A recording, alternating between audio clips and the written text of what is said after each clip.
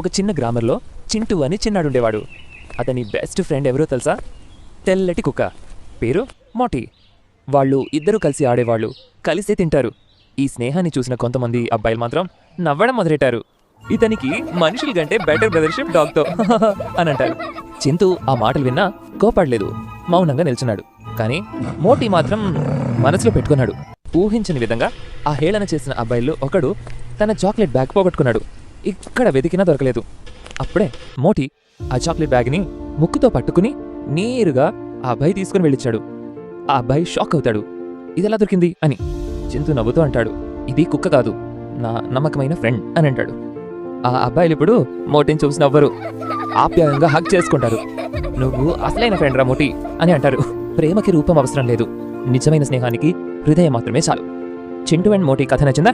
మరిన్ని ముచ్చటైన కథల కోసం మా ఛానల్కి సబ్స్క్రైబ్ చేయండి.